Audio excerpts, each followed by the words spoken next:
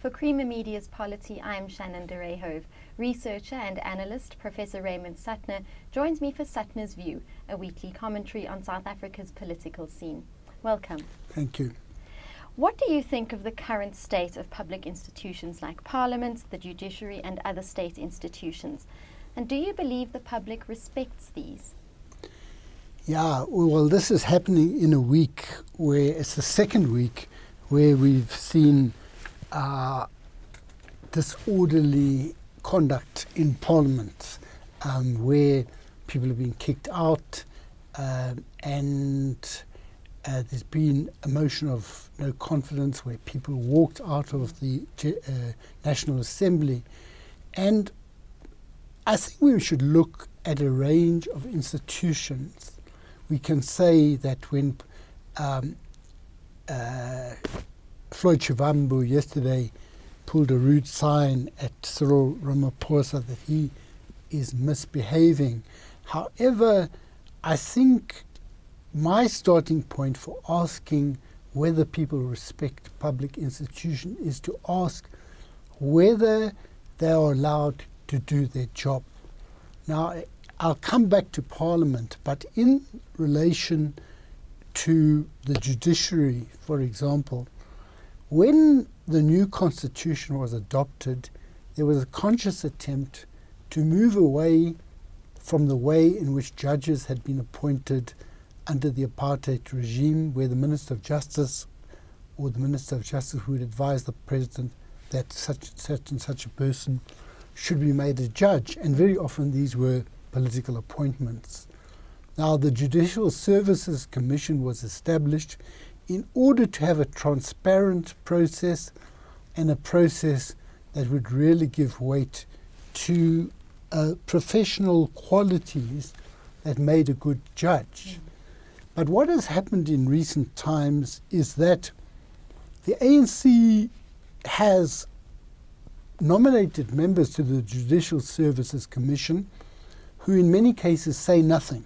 They are just there to vote. The people who do say something spend most of their time with a sort of hostile interrogation of human rights lawyers. The very lawyers who assisted in the struggle are now problematic to them because they fear that these are the lawyers who will question the illegal actions of the current government. So they probe these people.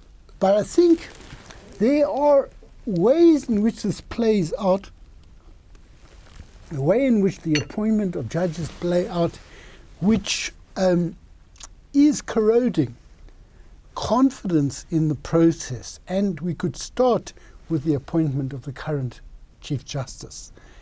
Now, what is supposed to happen is that the President, after consultation with various people, is supposed to decide. Now, what he did is that he indicated that his preferred candidate for Chief Justice was Mogoeng. And the Judicial Services Commission did not have the opportunity to canvass the suitability of anyone else. And this is irregular, and in a sense what it does is creates the situation where very many people have an element of unease about the quality of the current Chief Justice. Now, if it weren't for other factors, it would be completely unwarranted. But there were question marks around his previous judgments, where he seemed to have a high tolerance for rape of young children and reduced sentences in situations where very many people felt it was completely unjustified. So it was not clear that his own orientation was in line with the Constitution and the Bill of Rights that he would have to inaugurate. So I think that the judiciary, the policing system, people don't know who will be prosecuted, who won't be prosecuted, who will be arrested, who will get away with criminality. All of these institutions have been thrown into disarray under the current government. We don't know with the National Prosecuting Authority who is in and who is out, who is suspended, whether someone can carry out their functions in good faith, or whether they can carry out their functions only when it is in accordance with what the current ANC leadership wants. So I think public institutions in general have suffered in the present period. They've got compromised by party politics, in particular the needs of the ruling party, the ANC. Now, coming back to Parliament, what is it that you see as its duty in general, as well as in relation to various parties? You see, under Section 42, I think it's subsection 3 of the Constitution, it says that the Parliament must be a forum for public debate, and it must also exercise oversight over the executive. Now, quite often I've indicated that it has been remiss in carrying out oversight, and I think one could even argue that some of the actions of the opposition, these no confidence debates and all of this, are less important to the job of Parliament than ensuring oversight.